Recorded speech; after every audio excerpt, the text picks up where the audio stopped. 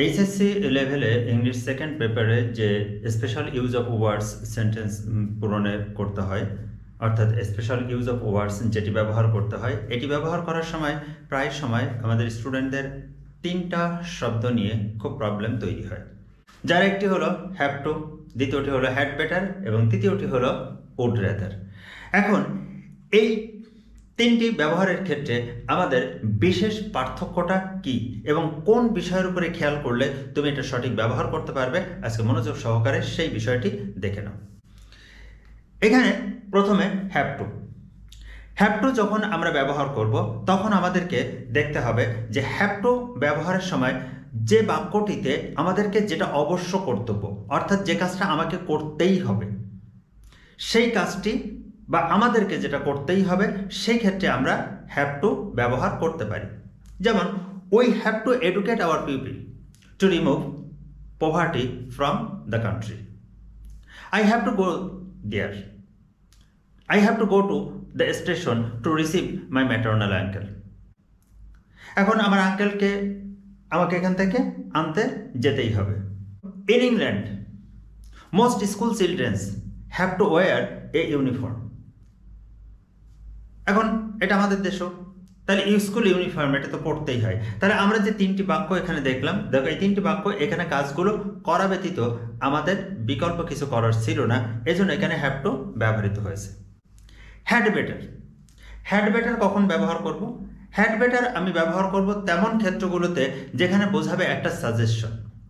এটা একটা সাজেশন, অর্থাৎ যে কাজটা করা অপেক্ষাকৃত ভালো, যে কাজটা করলে আমার জন্য ভালো হবে বা শ্রোতার জন্য যে কাজটা ভালো হবে, এই বিষয়টা যেখানে বোঝানো হবে ঠিক সেখানে শুধুমাত্র হ্যাড বেটার ব্যবহার করা যাবে। যেমন it is getting dark, you had better leave this place. The situation is going against me, I had better leave this place. এখন সিচুয়েশন আমার বিপরীতে চলে যাচ্ছে, তাহলে আমি যদি এখন এখান থেকে না যাই তাহলে আমার জন্য এটা বিপদ হতে পারে। এটা it's a kind of threat. Had বেটারটা ব্যবহৃত হয় সাধারণত থ্রেটের ক্ষেত্রে। যেমন you are suffering from headache, you had better consult a doctor. কারণ এটা একটা থ্রেটটা কেন? যে তুমি যদি ডাক্তারের সঙ্গে দেখা না করো তাহলে তোমার কিন্তু বড় ধরনের কিছু হয়ে যেতে পারে।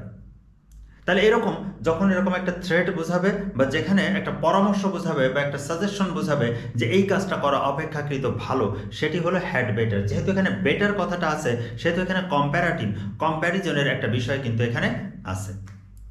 3 নম্বরে আসো উড রেদার আমি কখন ব্যবহার করব? যখন আমি যে কাজটা করতে চাই, অর্থাৎ যেখানে বক্তার ইচ্ছাটাকে প্রকাশ পায়, অর্থাৎ I would rather fail than copy in the exam. আমি বরং ফেল করব তবু আমি কপি করব না। I would rather die than beg, আমি মরব তবু ভিক্ষা করব না। এখন এখানে একটা সহজ বিষয় আছে বোঝার মতো, সেটি হলো কি যে উড রাদারের সঙ্গে কিন্তু দেন ব্যবহৃত হতে পারে। উড রাদারের ক্ষেত্রে কি হতে পারে? দেন ব্যবহৃত হতে পারে, তবে সব জায়গাতে দেন থাকবে এমন কিন্তু কোনো কথা নয়। যেমন আমি 3টা সেন্টেন্স লিখি, এখানে 3টা সেন্টেন্স দেখো, I have to go, I had better go, I would rather go. এখানে আই হ্যাভ টু গো অর্থাৎ আমাকে যেতেই হবে, ইটস মাই ডিউটি, এখানে না গেলে আমার চলবে না। আই হ্যাড বেটার গো, আমার জন্য যাওয়াটা ভালো, the situation is against me. আর আই উড রাদার গো, আমি বরং যাব, এটা আমার নিজের ইচ্ছাকে প্রকাশ পাচ্ছে। এবার আমরা এই 3টি একই সঙ্গে দিয়ে আমরা কিভাবে চিনব, আমাদের প্রশ্নে যেভাবে আসে এরকম কিছু প্র্যাকটিস আমরা দেখি। পরীক্ষায় আমাদের কিভাবে আসে প্রশ্নটা, এখানে 3টা প্রশ্ন দেখো, যে 3টা প্রশ্ন মনে করো কোন পরীক্ষায় এসেছে। এখানে প্রথমটা আছে I am tired, I dash stay at home, you look anxious, you dash take rest, I feel pain in my chest, I dash go to a doctor, go to hospital. এখন এই 3টা বাক্যের ভিতরে দেখো, এখানে প্রথম কথা হলো দেন থাকলে আমরা বুঝতাম সেখানে উড রাদার ব্যবহার করতে পারবো, কিন্তু এখানে কোনো দেন ব্যবহার করা হয়নি। প্রথম বাক্যটি খেয়াল করো, I am tired, I dash stay at home, আমি ক্লান্ত, আমি বাড়িতে থাকব। তাহলে এখানে যে বিষয়টা বোঝাচ্ছে সেটা হলো এটা আমার নিজের ইচ্ছাকে বোঝাচ্ছে যে আমি বাড়িতে থাকবো, আমি টায়ার্ড। দ্বিতীয় বাক্যটা you look anxious you dash take rest. You look anxious, তোমাকে উদ্বিগ্ন দেখাচ্ছে, তুমি একটু রেস্ট নাও। এখন তোমাকে অনেক উদ্বিগ্ন দেখাচ্ছে, এই অবস্থায় তুমি যদি কাজ করতে চাও, it will be harmful for you, so it's a danger, it's a threat. যদি এটা না করো তাহলে তোমার জন্য এটা খারাপ হতে পারে, সুতরাং এটা হলো হ্যাড বেটার। তৃতীয় বাক্য I feel pain in my chest, আমি বুকের ভিতরে ব্যথা অনুভব করছি, আমাকে হাসপাতালে যেতে হবে।